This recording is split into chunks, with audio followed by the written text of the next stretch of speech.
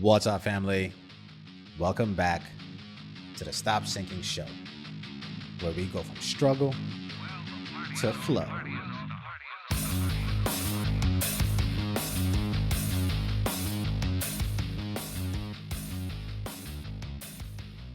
One of the most pivotal questions you can ask yourself, whether you are in the middle of a flurry of activity, whether you are successful already, or whether you are unsure of how to even define success, one of the most pivotal questions you can ask yourself before you spend any effort towards a particular end is this: is that your dream or someone else's? I won't pretend like you can't become successful, even if your targeting was off, even if you were trying to achieve a dream that wasn't entirely yours by design. The lack of it fully being yours doesn't disqualify you from achieving it, especially if it's attractive enough for you to be motivated by it and take actions towards it. The thing is, you will just have to spend a bunch of effort to realize on the other end that it wasn't what you expected it to be, because it was never truly your own authentic dream, your own authentic life that you wanted to create. You picked it up from things you saw, were raised around, influenced by, were told, and accepted as common trappings of success. But how much of that dream is really yours? Sure, we all have similarities.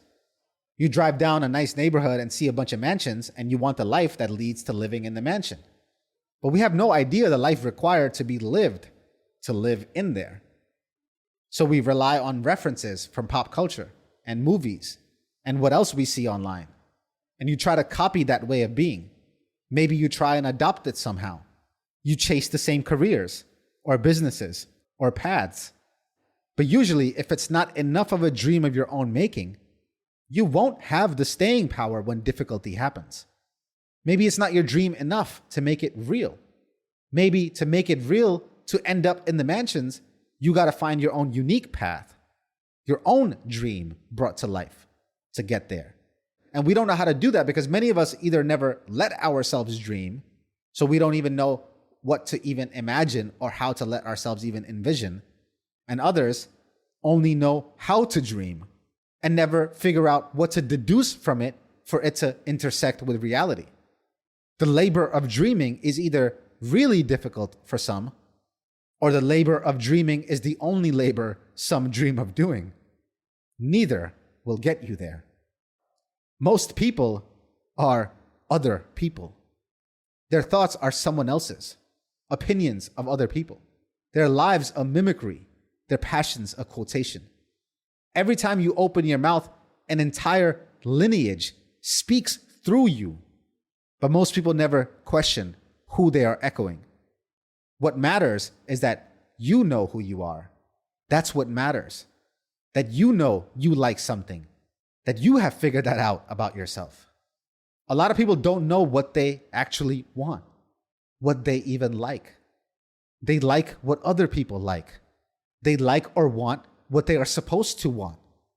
You've grown to expect from yourself not only what was expected from you, but also what is normal or accepted to be expected from yourself. The layers of programming go so deep, it's inception. It's not just living up to what your parents wanted for you, but your parents' wants were also so shaped by their own societal norms and what was deemed acceptable at their time that you have an entire ancestry that has put in work to program what you have grown to expect from yourself. It's so deep that this reminder will really require you to sit with yourself and question all the rules you have imposed on yourself and what life is and should be like for you. What exactly are you chasing? And what do you hope to feel like when you get there? And how much of that path is just a story you told yourself that you picked up? That you will only feel that way from having what you want. Or even deeper, that feeling that way is even what you want to feel. What feeling are you chasing or dedicating your entire life in service to? And if you're choosing to be enslaved by it anyway, You better be sure it's one of your own making, motivated by your own desires, your own true desires. Do you even know what those are? I don't. I don't really know what I want and how much of what I say I've wanted.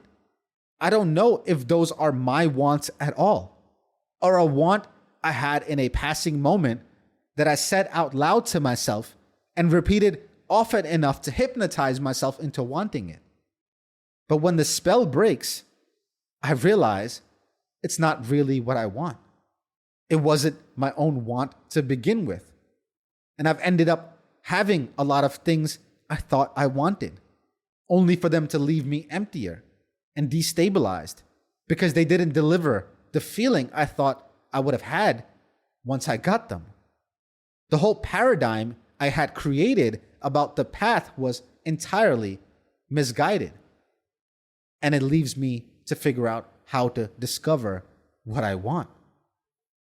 So before you go and bring someone else's dream to life, before you dedicate yourself to a whole way of being, or reaffirm or recommit out of consistency, out of sunk cost to whatever it is you initially decided, initiate or revisit this question often enough to guide you, but not too often as to undermine momentum. Not everything is an existential crisis. Maybe you're young enough or early enough in the process where any forward movement is worthwhile progress. But eventually, you'll come to a point where you'll have to decide which structure to lean your ladder against, because the climb won't change. The ladder stays the same. But where you get, what you get, is entirely different. Maybe even to let you see, to let you hold what you really want. I love you, family. Stay true always. I see you on the next show.